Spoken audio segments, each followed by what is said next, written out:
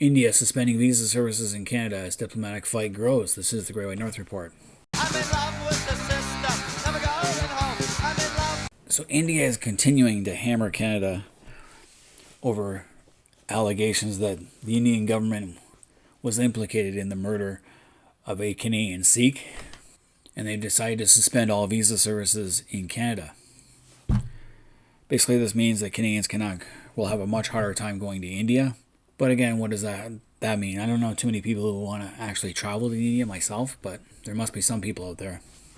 So India's Visa Processing Centre in Canada suspended services Thursday over the rift between Trudeau and India involved in the killing of a Canadian Sikh leader. And they said that due to operational reasons with effect from September 21st, India visa services have been suspended until further notice.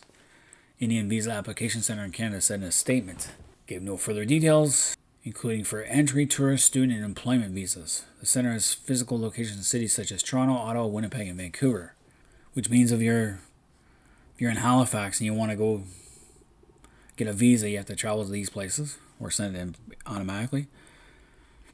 I guess in 2021, 80,000 Canadian tourists visited India, making the fourth largest group according to India's Bureau of Immigration. So and check that, and they're right. Far cry from the 429,000 that come from the United States, 240 from Bangladesh, 164 from the UK, and then Canada. Nepal would be next. And the list goes down, mostly Australia, Germany, Portugal, France.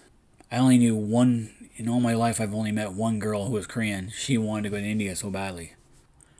While Canada is an attractive destination for Indians, especially students, in 2022 nearly 300,000 Indians were pursuing higher education in Canada. That does not surprise me. I see a lot of students where I work. We hire a lot of students as seasonals, and a lot of them have been Indian lately, especially this year. So why are more Canadians moving to India? So in 2021, Canada welcomed over 405,000 immigrants. Nearly one-third of these immigrants are of Indian origin. So we're talking about roughly about 135,000 from India. In addition, we welcomed nearly 450,000 international students, and 50% of those were from India. There are also 10,000 that moved to Canada under the Temporary Foreign Worker Program, and 130,000 got work permits under the International Mobility Program. So all told, we are bringing in pretty close to 500,000 a year this year alone in 2021. That has obviously gone up since. We don't know what's going on in 2022 or 2023. So if we fight back and stop Indian immigration, and stop issuing work permits and international student visas. Well, the international student visa, we revoke that. That'll hurt the universities who want their money so badly. Remember, these aren't poor people coming over. These are the rich ones trying to get out of India. India's External Affairs Ministry spoke of unspecified security threats being faced by our High Commission and consulates in Canada. Well, since the news broke out, I imagine the Sikhs are going to start protesting in front of all the consulates and the embassy. There'll be rallies and stuff demanding justice. They're not going to get justice.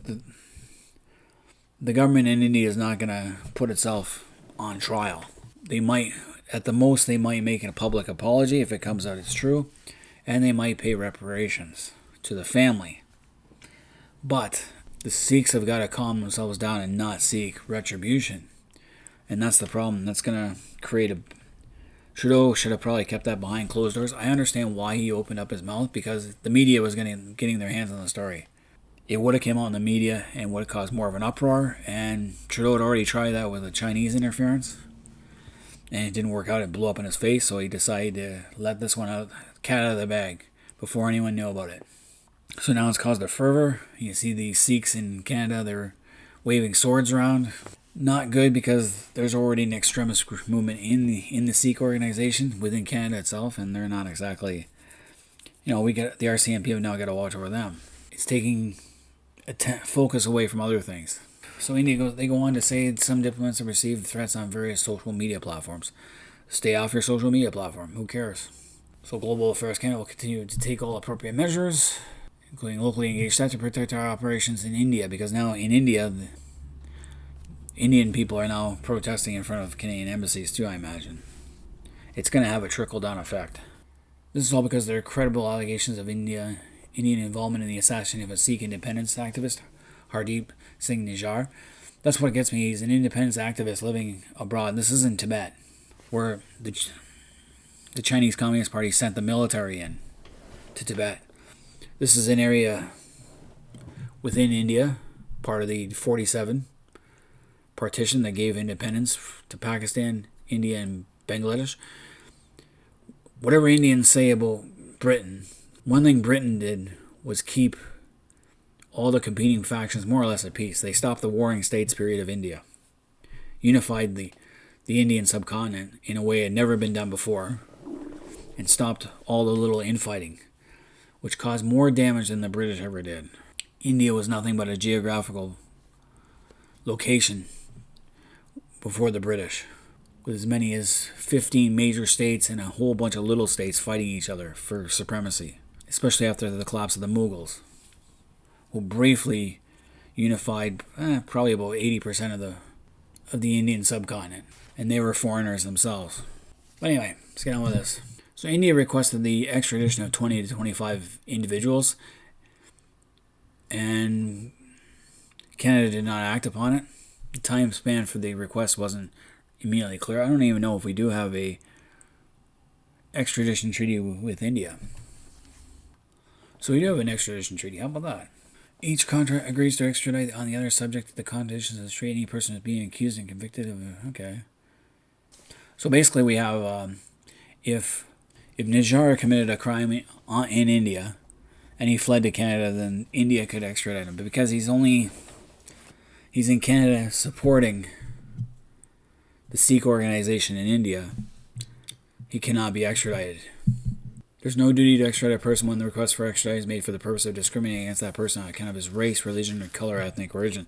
So because he's a Sikh, Nijjar was a Sikh, that already plays into effect. So there's no duty because of his religious background in a Hindu majority state. He can fight that on the grounds of religion.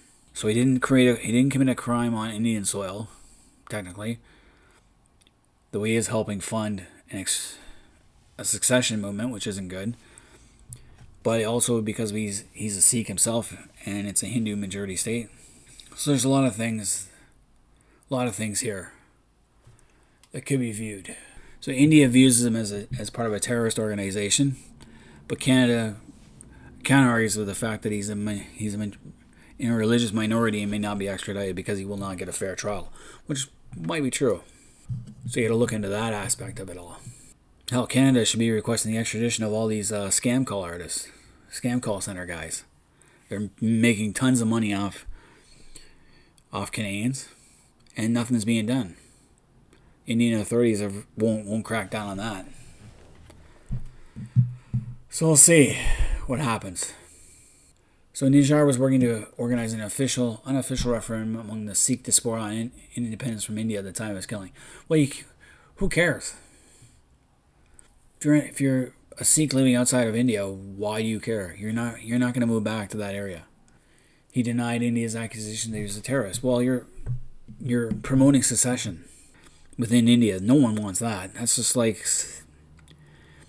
Quebecers outside of Quebec trying the same thing. So demanding a Sikh homeland known as Khalistan started as an insurgency in India's Punjab state in the 70s, crushed by the Indian government, and it's lost much of its political power. Still, supporters in Punjab, where Sikhs form a majority, as well as a sizable overseas Sikh diaspora. Well, now what's going to happen with this coming out? India's going to crack down more on the Sikhs, especially 5 who are based in Pakistan. Pakistan supports these guys. Pakistan and India do not get along. They're basically enemies, and they wish to destabilize each other. So what better way for the Pakistani government to do it? By supporting the Sikhs, even though they don't. Islam does not recognize Sikhs as a viable religion. They're kafirs. So interesting how we can go down these rabbit holes. India accuses Pakistan of supporting insurgencies in Kashmir and Punjab, which it does, just like Pakistan supported Osama bin Laden. So what can Canada do to strike back at this visa search? Well, we do the same thing. Our universities can suck it up. They've been milking the international teat for far too long. And I bet a lot of Canadians can't even get there, get into university and the programs they want because they're full of international students. My workplace is full of them. And for the most part, some of them work really hard, but there's some that, like, they have to do something and say, wait a minute, I have house helps that do this for me. Like carrying a garbage can or a garbage bag. Well, I've had one guy from India say, I have never done this. Why should I have to do this? Back in my home country, I have servants that do this for me. Well, guess what, buddy? You're not in India anymore. How many Canadians are actually in India? Not too many. Like, even though many Indians come to Canada, less than 1% of them go back to India itself, to immigrate back to India, because they bring their whole families with them eventually. And many Indian families have been here for generations, which is a good thing.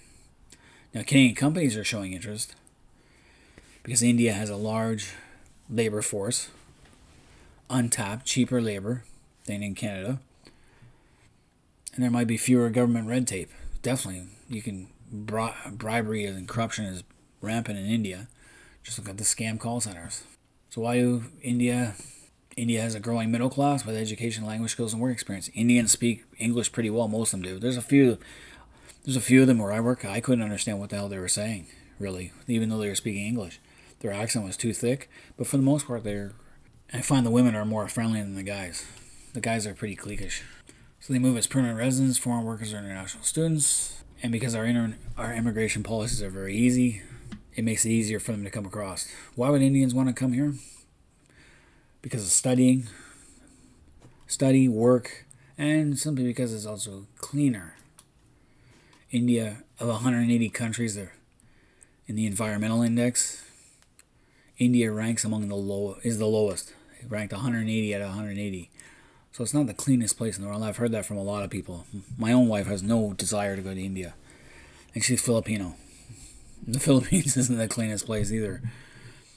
But India is just terrible. It was something like 1.5 million Canadians are of Indian descent. The Indians would feel right at home here. Didn't see so many in my area, but now that's changing. There's more and more moving down to where I am. And I remember I was in Blue Mountain, Collingwood not too long ago, and it felt like I was in India. There were so many Indians there. And I remember seeing on TikTok some guy was filming in Niagara Falls, and he said, "Welcome to Niagara Falls, India," because there were so many Indians in Niagara Falls.